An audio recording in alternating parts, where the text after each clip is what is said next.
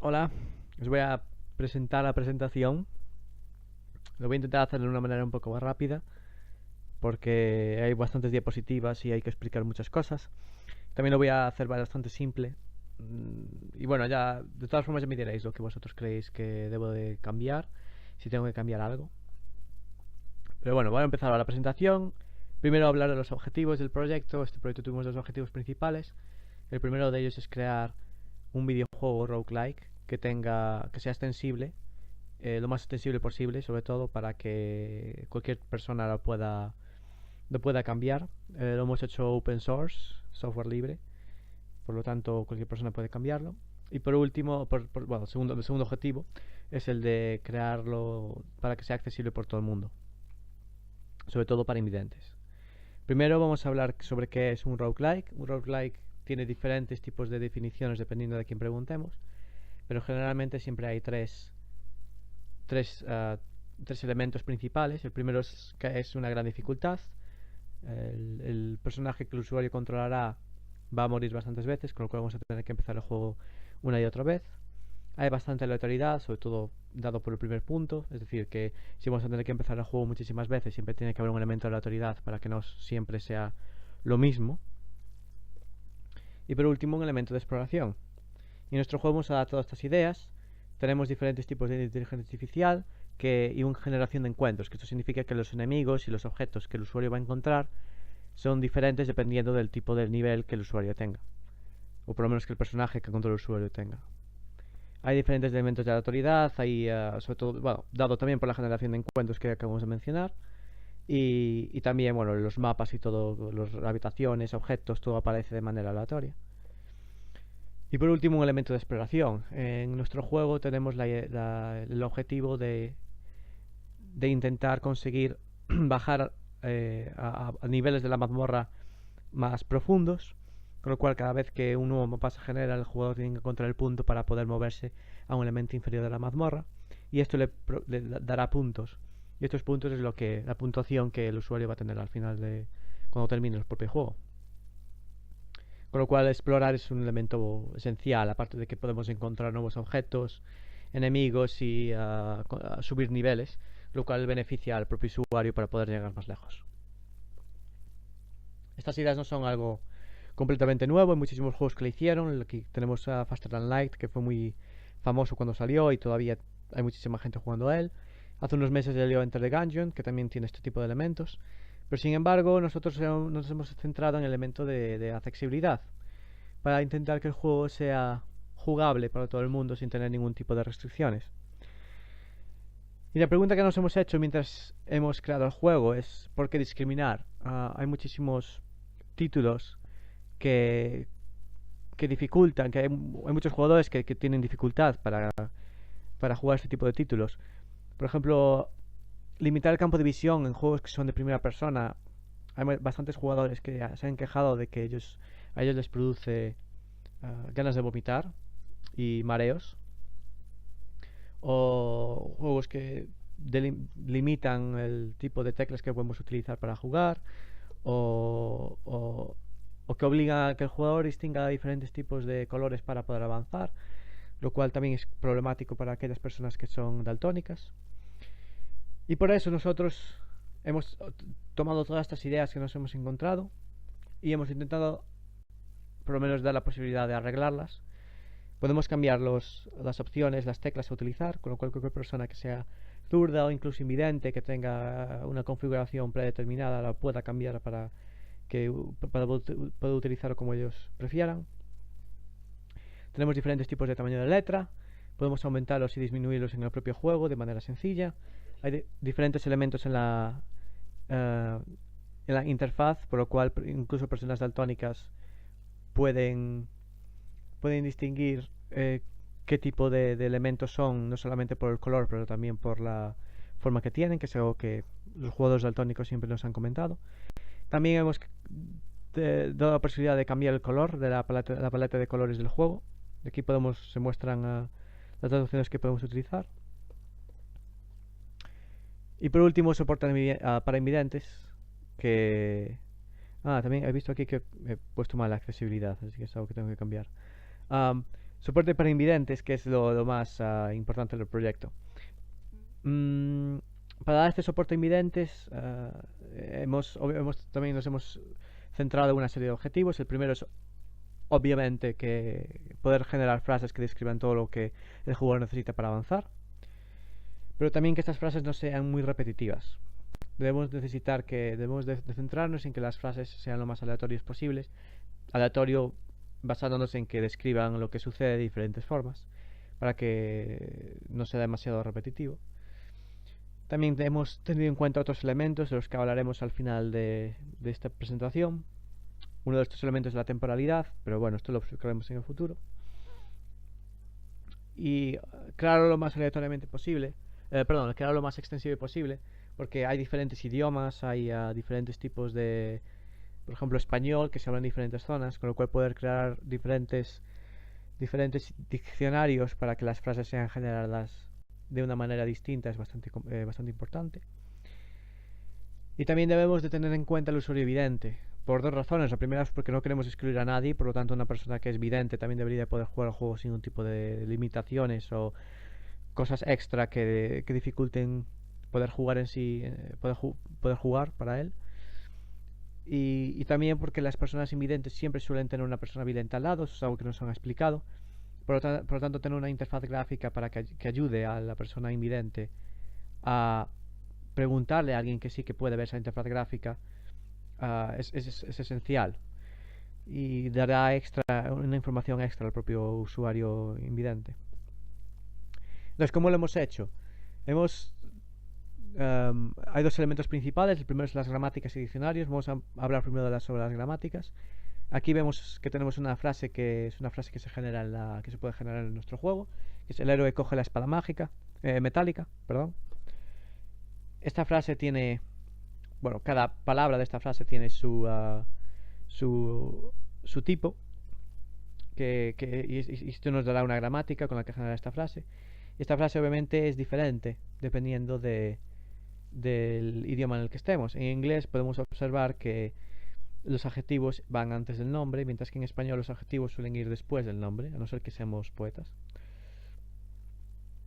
Estas gramáticas van a ser dadas por un archivo JSON, que especificamos el tipo de palabra que es, y así generamos la gramática. Sin embargo, esto tiene un problema, y el problema está en que si no especificamos nada más, puede ser que la frase generada sea incorrecta. En este caso vemos una frase generada que también está generada por la misma gramática, pero sin embargo tiene problemas en género y en número, porque hay palabras como la, el o metálico que no corresponden con los nombres. Por lo tanto, también debemos de especificar las restricciones. En español tenemos dos restricciones, que es en número y en género. Hay otros idiomas que tienen más, otros idiomas que tienen menos, como el inglés. Y esto es algo que tenemos que tener en cuenta. Y vamos a tener que generar un montón de descripciones, por lo tanto vamos a tener que tener muchísimas gramáticas, sobre todo si queremos tener algo de extensibilidad en el proyecto. Vamos a tener que hacer descripciones para básicamente todo lo que el usuario pueda hacer. Esto desde lo que lleva puesto hasta lo que hay en el mapa, cuando el usuario realiza ningún tipo de acción, es decir, cuando coge un elemento, lo tira, cuando hay ataques, que hay diferentes tipos de ataques, cuando el usuario quiere saber qué tipo de enemigo hay en el frente o las posiciones que se puede mover, etcétera.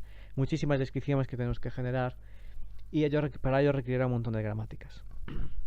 Y volviendo al punto anterior, también debemos de tener en cuenta la importancia de las palabras. Si tenemos, en este caso, el héroe coge la espada metálica, las palabras importantes en esta frase es el héroe y espada, y el resto de las palabras pueden cambiar en género y número en caso de que las restricciones no se cumplan.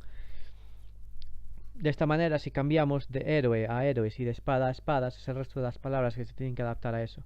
Por lo tanto, también en cada frase y en cada gramática debemos de saber cuál es la palabra o las palabras que son necesarias y cuáles son las palabras que sí que pueden cambiar. El segundo punto son los diccionarios, que es lo que vienen dado las palabras en sí que vamos a utilizar. Vamos a tener que generar un diccionario para cada idioma, y este diccionario va a tener la información necesaria de cada palabra. Vamos a enseñar un ejemplo ahora mismo. Y También viene dado un archivo JSON, que significa también que es muy sencillo de traducir y que alguien que no tenga experiencia en programación puede traducirlo sin ningún tipo de problema. Este es el ejemplo que vamos a dar ahora. Esto es dado tanto en, puede ser una gramática para inglés o español, a pesar de que aquí tenemos gen, que significa el género, y en inglés el género no importa. Pero aquí vemos que tenemos el número de la palabra, que es singular, la traducción en sí, que es goblin, y cuál es el contrario del número, que en este caso sería goblins, que sería otra palabra que también estaría en el diccionario. Y obviamente el género, como ya he descrito, que es masculino. Esto sería para una gramática en español. En inglés no necesitaríamos este género. Y ahora hay en otros idiomas, pues sí que a lo mejor necesitaremos más restricciones. Una de las cosas que nos podemos preguntar es por qué no usamos WordNet. Porque en WordNet tenemos un montón de palabras necesarias. Sin embargo, estos tipos de bibliotecas no están para todos los idiomas necesarios. E incluso si están, no tienen la información necesaria que queremos o no de la misma forma en todos los tipos de idiomas. Y además también rompe un poco con la idea que tenemos en un principio, que es que el juego sea completamente suficiente por sí mismo, no necesite librerías externas, y por ese motivo, si queremos hacer si queremos traducir nuestro proyecto a cualquier idioma donde WordNet no exista, siempre lo podemos hacer.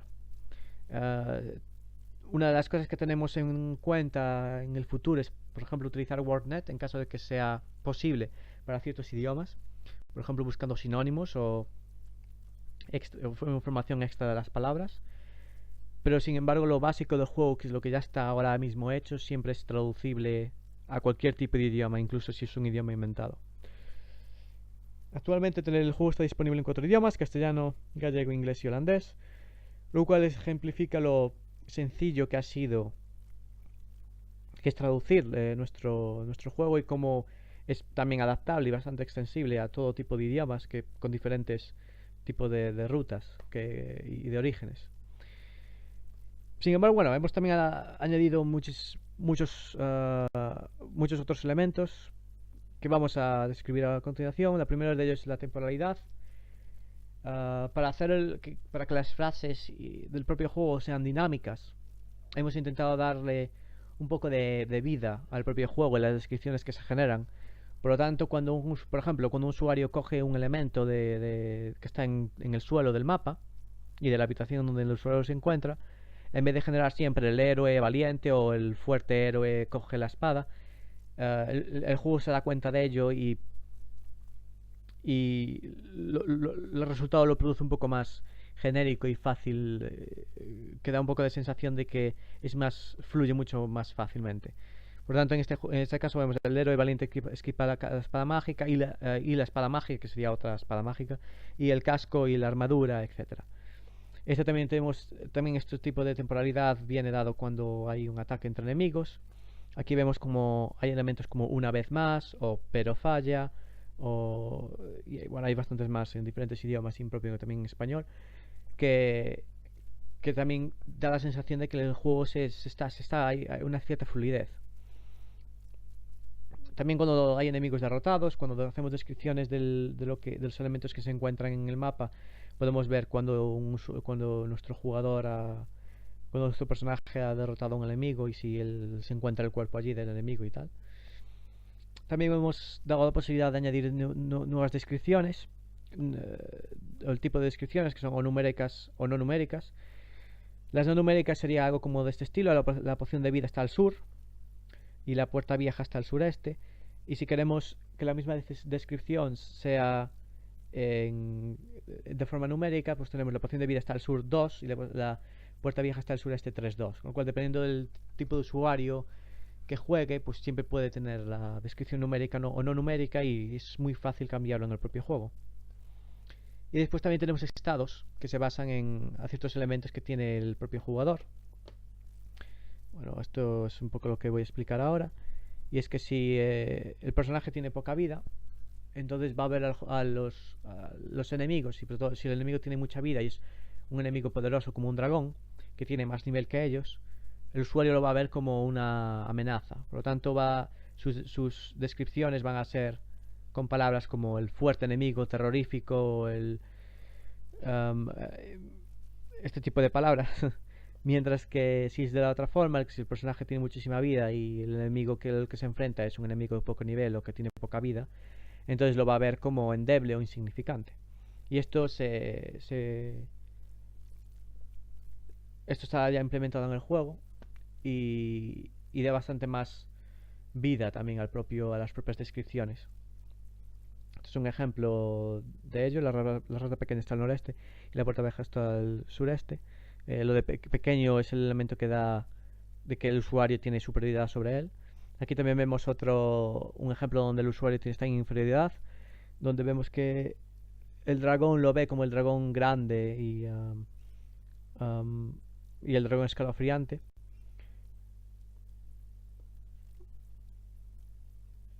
Entonces, en conclusión, para acabar con la presentación, gracias a utilizar estas gramáticas y diccionarios vamos a ser capaces de dar soporte a idiomas de manera muy sencilla. Podemos aumentar la aleatoriedad de frases simplemente por añadiendo nuevas palabras al diccionario o añadiendo nuevas gramáticas, que también es muy sencillo.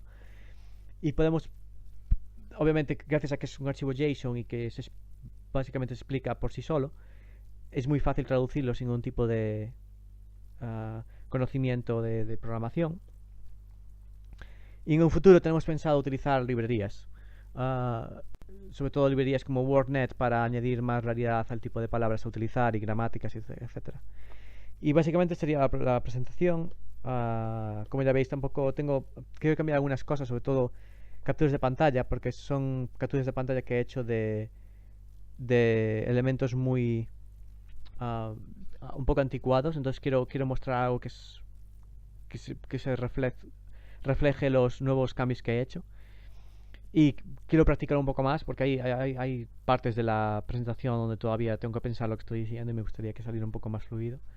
Pero por el resto, si tenéis algún tipo de pregunta, decídmelo. Si queréis que cambie algo, que añada algo, también decídmelo. Creo que ha tardado alrededor de 20 y pico minutos la presentación, no lo sé. Pero creo que el tiempo estaba más o menos bien. Y ahora también lo que quiero hacer es grabar un vídeo en un par de idiomas. Y crear un vídeo de alrededor de 5 minutos, supongo. Para poder presentarlo y enseñar un poco el juego en sí. Y nada, si tenéis algún tipo de duda ya me diréis y eso, ya me comentaréis lo que habéis pensado de ello. Un saludo y gracias.